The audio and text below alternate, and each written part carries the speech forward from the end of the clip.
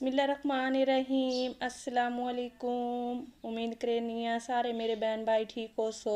आज मैं तुहाडे नाल शेयर करेंदी पई आ अपने बहन भाइयों नाल अच्छी ते चंगी जही रेसिपी। आधा किलो आलू लैके मैं उबाल लए ਹਨ। इफ्तार विच कम टाइम होंदा है, इस वजह तो मैं आलूआं ਨੂੰ पहले उबाल के रख लिया है। आलूआं ਨੂੰ मैं इत्थे फेर लई सां, मैश कर लई सां, चंगी तरह आलूआं ਨੂੰ फेर लई सां। अल्हम्दुलिल्लाह माशाअल्लाह आलूआं ਨੂੰ मैं मैश कर ਲਈ है।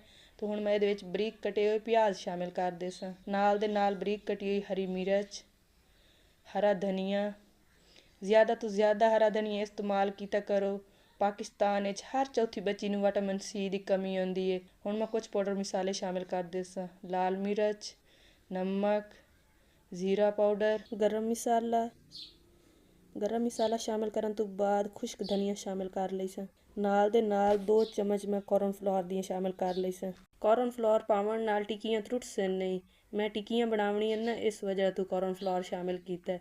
अगर कॉर्नफ्लोर आप शामिल करसां ते टिक्कियां जड़ियां ने इतनियां सोहणियां बनसन फ्राई करें दे बाद टिक्कियां त्रुटसन नहीं। हुण मैं हत्थां दे उत्ते थोड़ा जिहा घ्यो ला लई सां ते थोड़ा जिहा मसाला लै के गोल गोल हत्थां दे उत्ते घुमा के लड्डू जिहा बना लई सां। लड्डू जिहा बनावन तो बाद हल्का जिहा प्रेस करके टिक्की दी शेप दे लई सां। अल्हम्दुलिल्लाह माशाअल्लाह कितनी खूबसूरत टिक्की बन गई है भई। ਇਹਦੇ ਵਿੱਚ ਕੋਈ ਮੁਸ਼ਕਿਲ नहीं ਹੁੰਦੀ, आसानी नाल ਇਹ ਕੰਮ ਹੋ ਜਾਂਦੇ ਨੇ। इस तरह मैं सारियां टिक्कियां बना ਲਈ ਸਾਂ। अगर ਤੁਹਾਨੂੰ मेरी ये रेसिपी पसंद आ रही है तो मेरी इस वीडियो ਨੂੰ लाइक शेयर सबसक्राइब करना ना भुलिया है। बैल आइकन ਨੂੰ भी दबा दिता करो ताकि आने वाली हर रेसिपी मेरी ਤੁਹਾਡੇ तक जल्दी पहुंच जाए। टिक्कियां मैं इत्थे सारियां तैयार कर लईਆਂ तो हुण मैं इन्हां ਨੂੰ फ्राई करना शुरू करे सां। घी साडा गर्म होया खला है तो हुण मैं टिक्कियां फ्राई करना शुरू करे सां। एक एक करके फ्राई पैन में टिक्की शामिल कर लई सां। इंजे सारियां टिक्कियां मैं फ्राई पैन च पा लई सां। इतनी मज़ेदार आलू वाली टिक्कियां सन, इंशाअल्लाह सारे मेरे बहन भाई खाना पसंद करे सन। कम तो कम टाइम में टिक्कियां बन वेंदियां ने, इहदे विच कोई ज़्यादा टाइम नहीं लगदा। कम टाइम में तो ये वाली टिक्कियां बना लवो, इहदे विच कोई देर नहीं लगदी, आसानी नाल ये काम हो वेंदे।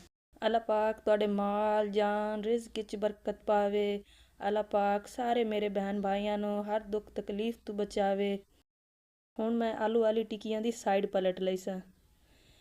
इन्हां नूं टोटल मैं उलट पलट के 4 मिनट फ्राई करे सां। ज़्यादा नहीं फ्राई कर लवणा, ये टिक्कियां कालियां होवे सन, आलू उबले होए हन ना, इस वजह तो सिर्फ 4 मिनट मैं फ्राई करे सां टिक्कियां नूं। ये नेक माह रमज़ान दा महीना है पिया। अल्लाह पाक सारे मेरे बहन भाइयों नूं रोज़े रखण दी तौफीक देवे, नमाज पढ़न दी तौफीक देवे। अल्लाह पाक उन्हां नूं हर दुख तकलीफ तो दूर रखे। इन्हां दा कलर चेक करो कितना खूबसूरत ते सोहना कलर आया खला है भी। टोटल मैं टिक्कियां नूं 4 मिनट फ्राई करे सां। अल्हम्दुलिल्लाह माशाअल्लाह टिक्कियां नूं मैं इत्थे फ्राई कर ली है तो हुण मैं इन्हां नूं बाहर कढ लई सां। अगर तुसा इस रेसिपी के बारे च मेरे बहन भाइयों ने कोई मेरे को गल पुछनी होवे तो मेरे बहन भाइयों ने मैनू कमेंट करना है। इंशाअल्लाह मैं अपने बहन भाइयों को कमेंट का जवाब देसां। अल्हम्दुलिल्लाह माशाअल्लाह टिक्कियां मेरियां फ्राई हो गई हैं तो हुण मैं एक एक करके बाहर काढ़ लई सां। कितना खूबसूरत कलर आया टिक्कियां दा, जितनी कि वेखण खूबसूरत लगदियां पईयां इंशाअल्लाह उस तो कई ज़्यादा खावण च मज़ेदार हुसन। अल्लाह पाक तुहानूं अपने हिफ्ज़ो ईमान च रखे। अगली वीडियो च मुलाकात होसी। अल्लाह हाफिज़।